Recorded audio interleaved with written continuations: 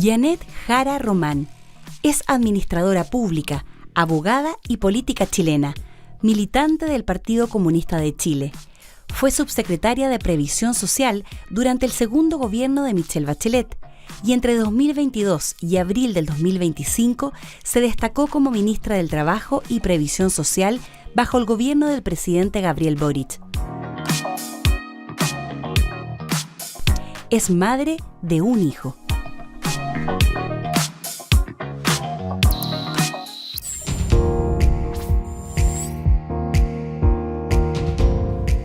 Muy bienvenidos y bienvenidas a este nuevo capítulo de Habitar el Cargo, programa que hemos producido desde Déficit Cero, donde buscamos conversar con los distintos candidatos y candidatas a la presidencia de la República sobre su experiencia y su mirada de la vivienda, el barrio, la ciudad, pero desde ahí, finalmente, la sociedad hoy día en Chile.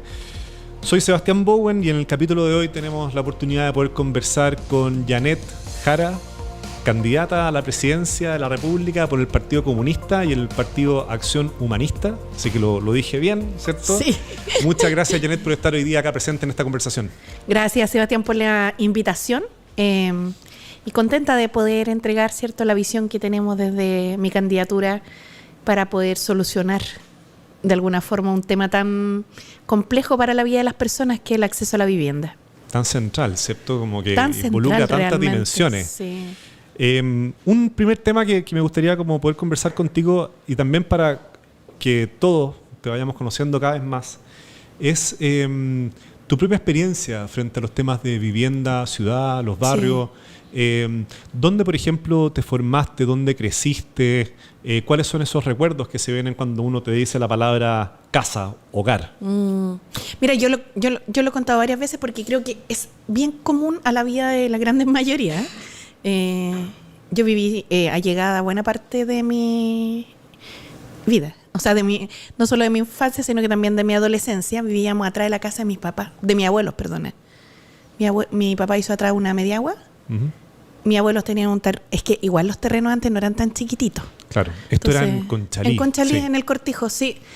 Bueno, de hecho la casa de mi abuelo sigue siendo la casa de mis abuelos. Y mi mamá vive al lado, en otra casa y todo. Y vivimos ahí, yo diría como hasta mis 12 o 13 años la primera vez. Y a mis papás les salió casa, como uno dice. Claro. Les salió el subsidio, nos fuimos a vivir al Abrazo de Maipú, en camino a Melipilla. Entonces fue como de un extremo de la ciudad al otro extremo de la ciudad, donde además no había todavía una urbanización, era como sector rural todavía. Como el límite. O sea, claro, fuera del límite realmente. Claro. Fuera del límite, porque estaba fuera del límite de Américo Vespucio, no existía la ciudad satélite que después trajo un poco más de locomoción para allá, ¿cierto? Trajo una comisaría, nada de eso había, digamos. Igual nos duró poco, porque con la crisis de los 80 mi papá quedó sin trabajo. Entonces tuvimos como 2 años allá y tuvimos que volver donde mis abuelos allegados. Y con después, lo que implica eso de cambio de las redes, probablemente educacionales, por claro, ejemplo, laborales obviamente. Sí, pues yo te cuento una cosa como curiosa, que yo estudié como en muchos colegios, porque iba para allá y para acá, claro, para allá y para acá. De hecho, la enseñanza media, a los 4 años estudié en 3 colegios. Y al final terminé en un colegio en Estación Central, porque me quedaba equidistante de Maipú o de Conchalí, dependiendo cómo estuviera la cosa, ¿no? Claro. Es como, porque antes estudiaba más cerca de Conchalí, cuando nos cambiábamos a Maipú, tenía claro, que o quedarme donde mis abuelos o pegarme el pique. Y cuando nos veníamos, y al revés, me acuerdo una vez en el Abrazo me tuve que quedar en la casa de una compañera de curso 3 meses para terminar el año, de la Marcela Gaona, que aprovecho de mandarle un saludo. Nunca le he agradecido lo suficiente. Este es el espacio, le pude agradecer públicamente. Me permitió terminar 7º básico, claro. Y mis papás ahí tuvieron que volver la primera vez. Y entre medio tuve una experiencia de campamento que fue más breve, pero que el otro día que fui a la actividad que organizó Techo, ¿cierto? Entiendo, con sí, alianza con Déficit Cero, se me vino bien presente a la memoria. Lo que pasa es que mis papás, Sebastián, eran bien jóvenes. Mi papá ya falleció, pero yo como que estoy alcanzando la edad de mi mamá. Ya la estoy pasando. Además se tiñe el pelo, así que no vale. Bueno, entonces yo me imagino que ellos en su juventud también querían hacer algo que muchas personas quieren hacer y que ya sea porque viven allegadas o en casas de arriendos o de piezas interiores, no pueden hacer muchas veces, que es como compartir con sus amigos o poner música más fuerte. Entonces yo me acuerdo en alguna ocasión que deben haber tenido mis papás una discusión con mi abuelo y nos fuimos a un campamento, pero estuvimos como 8 meses. Claro que ahí era más difícil todavía la vida, así que volvimos pronto. ¿Era más difícil por qué? Yo me imagino porque primero donde mis abuelos, si bien nosotros atrás teníamos condiciones bien precarias porque no había agua potable ni electricidad había, pero teníamos piso de tierra, claro. ¿Cómo se llama? Estas ventanas de madera, todo lo que te puedes imaginar. Pero mis abuelos sí adelante tenían todo, entonces nosotros siempre contábamos con ellos. Pero en el campamento no, pues estábamos más solos. O sea, había más gente, pero la verdad no éramos familia, que eso también es tan importante en las redes. Y esos cambios que hay contadas de Conchalí, Maipú, este paso por el campamento. Maipú, Conchalí, Maipú, sí fue varias veces. Y estudiando en Estación Central al final. Sí, el último año recién. Ahí como que tomé la decisión más óptima, que fue cambiarme a un lugar intermedio. Una rutina. Claro. También significó cambios de barrio y por lo tanto también de vecinos, vecinas y amigos. Sí. En el fondo, ¿eran barrios un poco muy distintos? Yo diría que sí, fíjate, sí. Es que en Conchalí tengo mis amigos como de la primera infancia, así, hasta ahora, digamos. La Handy, los amigos con los que tú, la Yeli, los amigos con los que tú eras guagua, después niña, y que hemos mantenido nuestra amistad. En Maipú no logré tener tanta raíz, así como en el abrazo, más que mis compañeras de curso. La Marcela, la Nélida, claro. Pero no tanto como en Conchalí. Yo creo que esa situación en la cual uno se mueve permanentemente atenta un poco contra la mantener amistad en el tiempo, ¿no? Y en esta historia de cambios de barrio y todos estos desafíos que se van dando en el día a día, escolares, laborales de tus padres, ¿la política dónde aparece? O sea, ¿cuándo aparece la política? ¿Cuándo te pega el tirón y te dice empieza por acá? Mira, yo tenía muchas ganas de, a pesar de que vivía mi propia situación compleja socialmente, sinceramente uno cuando es más joven o cuando yo era más niña no me daba cuenta porque no tenía comparables, ¿me entiendes? Claro. O sea, realmente, yo no tenía con quién comparar.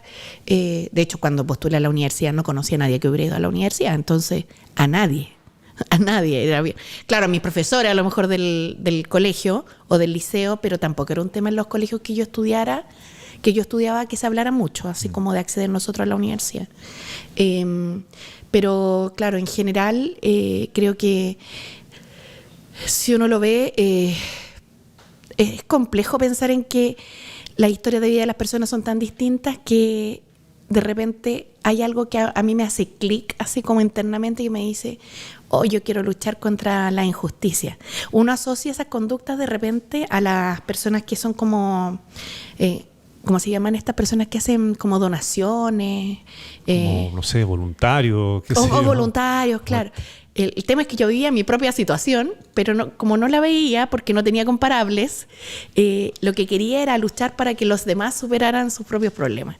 Y me ha motivado toda la vida a luchar contra la injusticia social. Eso es algo... Ahora, tengo mucha conciencia hace tiempo, claro. Más racionalmente hablando, más que emocionalmente, de las desigualdades estructurales que hay en nuestro país y de cómo se pueden abordar desde la política pública. Pero en la esencia, en la convocatoria, así como a la fuerza del corazón, está como combatir la injusticia. Eso es lo que me motiva. Y yo sé que lo digo y que nadie le crea a los políticos. Pero también sabes que tomamos una actitud de decir lo que de verdad que a mí me motiva. Ahora, espero que la gente lo crea, pero cada uno verá nomás. No, y es importante en la vida probablemente de un político o una política, porque en el fondo necesitas esa motivación, ese ímpetu. La política es muy dura. Sí. Creo que efectivamente es el camino más directo también para combatir las desigualdades, injusticia, claro. O plasmar en concreto los ideales que se tienen. Y en eso te ha tocado estar. Te metiste tan profundamente ahí que hoy día vais de candidata a presidente. Sí, medio salto. Yo creo que igual hay gente que hace política como una carrera profesional. Ya esa a mí no me gusta.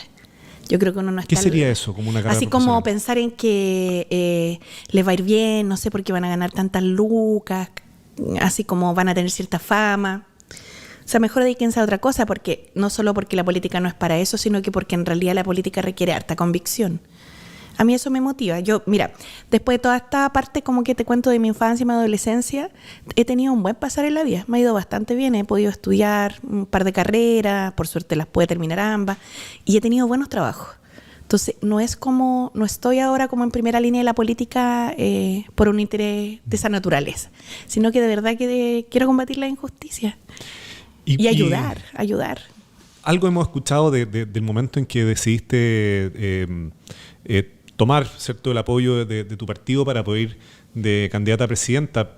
¿Pero alguna vez te lo imaginaste en algún momento cuando ingresaste o apareció esta idea? Nunca. No, ni antes ni... O sea, lo que pasa es que, ¿sabes qué? Yo creo que como no me imaginé ni siquiera que alguna vez iba a ser ministra. No, como que encuentro que hay gente a la que no le pasan esas cosas, no porque no tenga las competencias, porque me siento bastante preparada para esto y perdón la falta de humildad, pero así lo siento, sino que por la falta de redes en general. O sea, como que estudian en colegios parecidos, en universidades parecidas, viven en barrios parecidos. Como no era mi situación, dije, pero mira, aquí estamos. Aquí estamos. A veces una misma se sorprende. Entonces no era algo que me hubiera imaginado. Hay una y entrando también en la materia que nos convoca directamente, nosotros decimos en Déficit Cero que una casa no es una casa, ¿ya? Que una casa es un proyecto, finalmente sí. Una casa es un lugar donde construir futuro. Esa es como la idea que está detrás. Y algo bien interesante, porque cuando uno tiene, por ejemplo, un proyecto hacia adelante, hay una dimensión de trabajo, por decirlo de alguna manera, que no es únicamente lo operativo de que quiero juntar plata, sino que hay una dimensión también como de trascender, de que estoy trabajando para algo más allá, algo que es más grande que mí mismo únicamente, que para mi familia. Incluso uno podría decir que es una dimensión más, incluso media espiritual, digamos, de trabajar por algo que va más allá de mis límites. Por eso vemos que es tan importante enfrentar este desafío, no solamente desde el punto de vista material, sino que desde el punto de vista de lo que significa para Chile. Sí, para el desarrollo de las personas. Para el desarrollo del país. Cuando tú ves tu historia de barrios, de casa, y hoy día estás frente a una candidatura presidencial y tienes que plantear un proyecto de futuro para Chile, ¿te hace sentido entonces esa idea de que la vivienda también es hablar del futuro de la gente? Es claramente un proyecto futuro, porque si uno piensa en una patria que tenga mayor cohesión social, hay sectores que no pueden ser descartados, en términos de lo que decía el Papa Francisco, ¿no? Que hay gente en nuestras sociedades que se descarta. Y yo creo que cuando uno ve lo que pasa en los campamentos y ve tanto niño y niña, este debe ser como un tema prioritario, ¿no? Y creo que es futuro porque tiene varias dimensiones. O sea, primero, todo lo que es un derecho humano, ¿no? Derechos sociales, tener un espacio, generar cierta autonomía en las personas, dotarlas de dignidad, pero también tiene que ver con temas asociados a la seguridad pública, al desarrollo personal, a la salud mental, a la vida afectiva, al espacio para la vida sexual, al espacio para compartir con los demás. Yo encuentro que hay varias cosas. Estos años que estuve ministra del Trabajo, un día me tocó, por una circunstancia que yo estaba justo en el sur y Carlos Montes no llegó, entonces me dijo, oye, ¿puedes acompañar a la inauguración de las casas? Y de unas casas que se entregaban, del plan de emergencia. Y yo fui y me contaban la historia de las personas, no sé, unas chicas que eran como del comité de vivienda, puras mujeres a todo esto. Claro, sí, 90% de los dirigentes son mujeres. Claro, y me decían, qué rico, ahora vamos a poder celebrar nuestros cumpleaños. Y es como tan importante eso. Yo he acompañado varios años a los comités de llegado con Conchalí. Hay varias dirigentes allá, son como 400 mujeres en realidad que están en esto. Y yo las veo y allá en Conchalí igual las casas no son tan pequeñas porque los terrenos, como te contaba, eran más grandes. Entonces hay como un hacinamiento un poco oculto. Claro. No se nota tanto hacia afuera. Pero claro, cada una quiere tener su casita y arreglarla como una quiera, ¿no? Claro, darle una identidad tu sello, propia, claro. ¿cierto? Sí. El hecho de tener un lugar. siempre hemos dicho que los campamentos son una suerte como de punta del iceberg. Entonces, y bajo el agua se esconde una suerte de campamento oculto que es justamente el hacinamiento. Sí. Hoy día son más de 420.000 allegados y allegadas en Chile por razones económicas, no, no razones de vivir en conjunto con la familia, sino que razones... No es por gusto, digamos. Claro, no es por estrategias de acompañarse, sino que por razones fundamentalmente económicas. Y en ese sentido, tú lo mencionabas antes de la conversación, cuando uno ve que, claro, que la vivienda se aleja, al mismo tiempo estamos viendo que la natalidad en Chile cae. Sí. Y ambas cosas son futuro, ¿cierto? La casa, el proyecto, la natalidad son las nuevas generaciones y es finalmente el futuro. Muy preocupante lo que está pasando en materia de natalidad en nuestro país.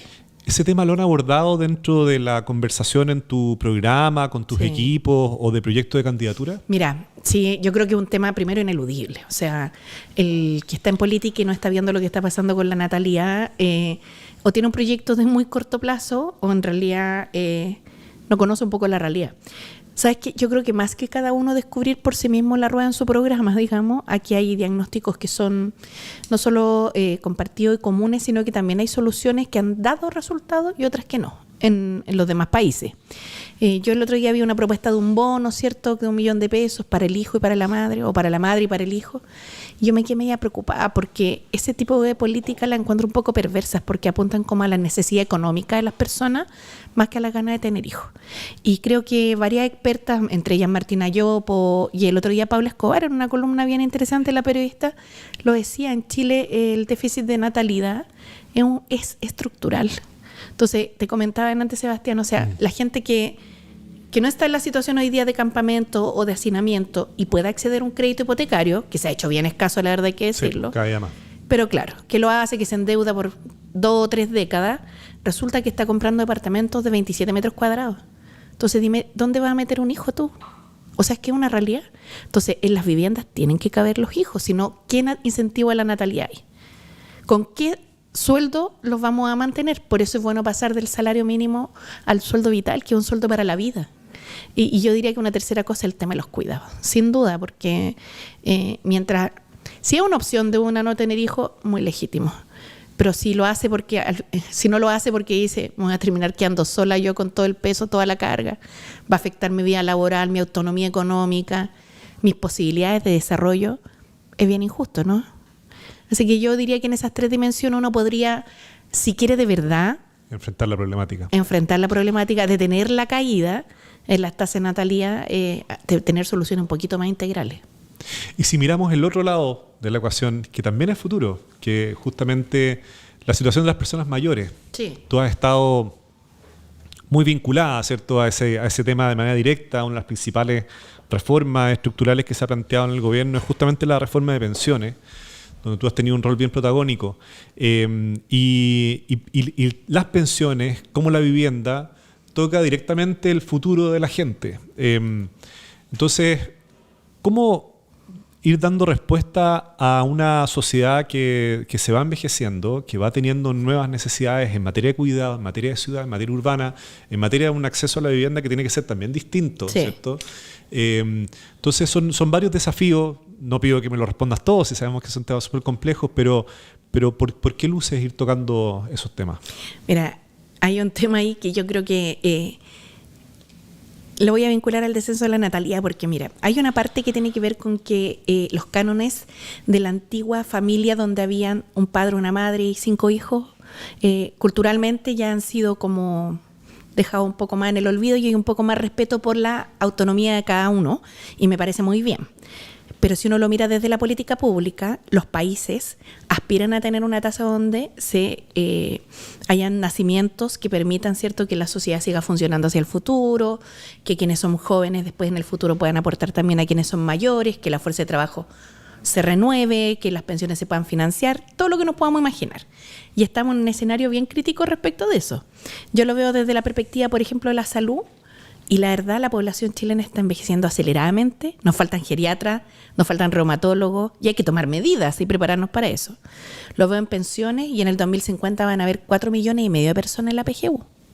Brutal. Y eso significa costo directo fiscal, digamos. Entonces, si uno ve aquí, incentivar la natalidad es fundamental para poder tener todos una vejez mayor.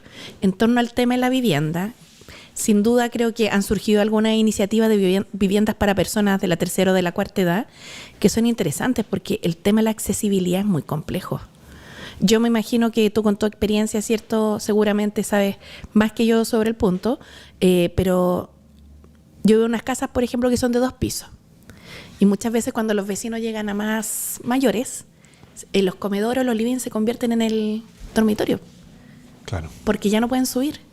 Entonces parte una realidad de la cual hay que hacerse cargo porque lo otro es seguir como si aquí no pasara nada. Es como los debates que no se dan, ¿no? Y que quedan invisibilizados.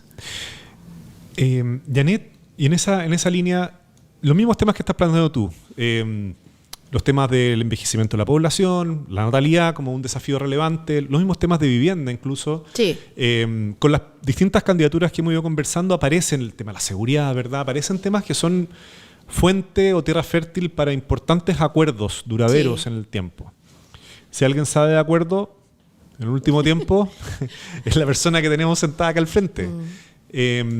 De construir acuerdos que puedan ser sostenibles, digamos, en estas materias. Y eso que viniendo tú, en el fondo, de un lugar de la política específico, ¿cierto? Con un domicilio fijo en la izquierda. Con un domicilio fijo. Claro, que algunos tratan como de construir como de extremo, pero la verdad es que los hechos hablan por sí solos, ¿no? ¿Y cómo construir esos acuerdos? Mira, ¿Cómo llegar desde ahí, por ejemplo, a un acuerdo con el mundo empresarial, con el mundo social, con los distintos partidos políticos, en estas temáticas? ¿Qué pistas darías en el fondo para ir construyendo esos acuerdos? Yo creo que lo primero es tratar de tener un diagnóstico común respecto de la gravedad del problema que enfrentamos. Si tú recuerdas lo que pasó para el estallido social, muchos dijeron que no lo vieron venir, después hubo la pandemia también fue bien demoledora, digamos, socialmente, con muchas dificultades que se expresaron en que las personas quedaron de un minuto para otro sin ingresos, o sea, brutal. Pero los primeros años después de eso logramos construir acuerdos. A mí me tocó además liderar el tema de las 40 horas, salario mínimo, ¿cierto? La misma ley Carín y la reforma previsional. Pero espero que ese ánimo no se agote, porque si nosotros empezamos a negar la realidad o la desigualdad subyacente que hay en la convivencia social, esto es cosa de tiempo de nuevo. O sea, no digo que vaya a haber otro estallido social en 2, 3 o 20 años más, no tengo idea. No ese es el punto. El punto es que en Chile la gente no se merece vivir así. Entonces, si tú me preguntas a mí, yo haría un pacto ahora en el tema de la vivienda que tuviera por lo menos 2 componentes. El primero de ellos, que creo que ha sido muy interesante, el plan de emergencia habitacional. Yo he escuchado a otros candidatos decir que van a construir 600.000 viviendas en su gobierno. Yo te podría decir, ¿por qué no construimos 2 millones? Y total, como que en decir cifra parece que a algunos les da lo mismo. Pero el Estado tiene cierta capacidad acotada, también la industria de la construcción en Chile. Entonces uno podría pensar en algo más de 300.000, pensando además la experiencia de estos 4 años que ha sido bien intensa. Pero también en este estudio, ¿cierto?, que presentó Techo, se da cuenta de que para acercarnos al déficit cero hay una brecha muy relevante. Muy relevante porque pocas de esas viviendas han ido a campamentos. Claro. Pocas, por lo menos a mí me quedó clarísimo con el estudio. Entonces yo dirigiría una política más hacia allá porque no da lo mismo la situación en la que están los niños que viven en los campamentos. Hay un tema de vulnerabilidad importante. Además, el 70% de las personas que están en campamentos están organizadas en comités de vivienda y evidentemente hay que poner ahí también una apuesta por tratar de regularizar esa situación. Y por otro lado, haría un pacto en torno a una cosa que creo que es importante para prevenir situaciones en el futuro, que es hacer, junto con los empresarios, en particular de la construcción y de la banca, un programa especial para el acceso a la vivienda de los jóvenes entre 25 y 35 años. ¿Por qué en ese rango? Porque hoy día creo que hay así como en mi generación tener la casa propia era muy importante, hoy día hay como una sensación de una imposibilidad total para acceder a la vivienda. Incluso los jóvenes que estudiaron en la universidad, que tenían como una promesa de movilidad social que no necesariamente se ha ido cumpliendo y que además salen endeudados con el CAE. O sea, eso puede ser una fuente de frustración bien tremenda, sobre todo que tal vez es la primera historia, o sea, la primera vez en la historia de Chile que una generación puede ser incluso más pobre que su generación anterior, específicamente por el tema de la vivienda. Por lo mismo creo que es importante poder hacerse cargo de esto con una visión un poquito más de largo plazo de 4 años. Y creo que un tema en torno a la vivienda puede ser dar condiciones prioritarias para esa generación, que uno podría decir, ¿por qué a ellos no a los mayores? Bueno, entre otras cosas, porque en Chile los créditos hipotecarios son bien de largo plazo. Claro. Entonces alguien que hoy día tiene 50 años tendría que trabajar hasta los 80 para pagar una casa. Hay como una especie de costo hundido que ya la sociedad va a tener que asumir, pero no quiere decir que no pueda avanzar en distintas líneas. Entonces los jóvenes de hoy, 25, 27, 30, 33 años, podríamos hacer un esfuerzo para que después no estén en la misma situación que están los adultos de hoy o los adultos mayores de hoy. Perfecto. Y yo iría por esas dos líneas, priorizar en el foco del plan de emergencia campamentos de forma más equilibrada, porque realmente los estudios lo que nos mostraron es que se han hecho harto esfuerzo en vivienda, pero en campamentos bien poco. Y por otro lado, el tema de un crédito para los jóvenes, pensando en cómo esto lo resolvemos hacia el futuro, porque solo una palabra, si me permiten más, Sebastián. Sí. El micrófono es suyo, Janet, así que... No, es que yo veo, mira, la situación de los jóvenes que han ido a centros de formación técnica, institutos profesionales, universidades que a lo mejor no son de las más conocidas en estos rankings nacionales o internacionales, y realmente como que lo hicieron con el compromiso como de una promesa social de ascenso o de movilidad, de mejorar su vida, la de su familia y en consecuencia la de la sociedad. Y no veo que eso esté pasando, ni que vaya a pasar. Y lo veo incluso en gente que uno conoce muy de cerca, ¿no? Sí, pues. Donde la vivienda ni siquiera es un tema. Llamamos la fragilidad habitacional, que hoy día gran parte de la población tiene algún nivel de fragilidad habitacional. Sí, está siendo fuente de estrés el Sí. tema del arriendo o el tema del dividendo, la casa. Incluso una cifra que sacamos que más de 800.000 hogares hoy día en Chile no pagan más de un 30% de sus ingresos solamente en el arriendo. Entonces, sí, ahí está focalizado todo aquello.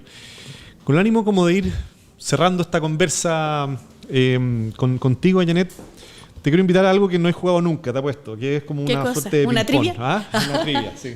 Vamos a jugar no, pero mira, básicamente te digo un par de palabras y tú trata de responderme en la misma cantidad de palabras. ¿Ya? Vamos a intentarlo. Acuérdate que soy política. Sí, me parece genial. Vamos a partir con algo simple. No, esto te doy un poquito más de palabras para esto. Seguridad. Un derecho fundamental de las personas, realmente. La vulnerabilidad a la que se ven expuestas las personas es de una injusticia brutal. Colaboración pública-privada. Me parece la fórmula perfecta para estos tiempos y muy necesaria potenciar. Tus prioridades 1, 2 y 3 del futuro gobierno. Crecimiento con trabajo decente, mejorar la salud pública y abordar los temas de seguridad pública sin complejos. Y si yo te preguntara por algún candidato o candidata actualmente a la presidencia de la República, que tú dirías, me gustaría ser vecino o vecina de ella. ¿Vecino o vecina? Sí. No te creo. A ver, no lo había pensado. ¿Te gustaría tener el mismo barrio, el mismo condominio, ahí mismo?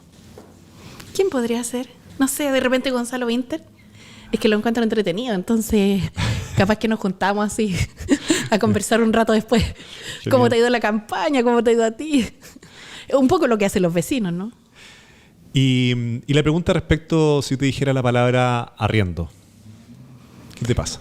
Me gustaría que tuvieran lo que tienen en otros países, una banda razonable de precios a los cuales las personas puedan acceder. Y van a decir comunista, fijadora de precios. Pero lo que pasa es que en los países donde tienen incluso las economías más neoliberales, los arriendos igual tienen ciertas regulaciones que aquí nomás se ven como raras, pero que producen acá una distorsión tremenda en los precios que las personas puedan acceder a una vivienda. Entonces hay que ser un poquito más razonable y abrir un poquito más la cabeza. ¿Hoy día la casa propia es un sueño o una pesadilla? Yo diría que hoy día la casa propia ni siquiera está en el horizonte de las personas. Se ve como un imposible, más que un sueño pesadilla. Un imposible. Y es tremendamente doloroso. ¿Y para ti qué sería el sinónimo de futuro de Chile? Cohesión social. Y eso significa no solo que cada niño tenga un techo donde guarecerse con su familia, sino que ojalá también tenga su pieza y su camita. Janet, te queremos agradecer un montón esta conversación. Te tenemos un pequeño regalo, así gracias. Que la llave de mi casa propia. Claro, te salió. Y es un presente muy simbólico que pensamos justamente para aquellos que quieren llegar a la presidencia de la República, con lo que significa. Si te das cuenta, lo puedes ahí abrir. No te preocupes, sí, es un plomo. ¿No?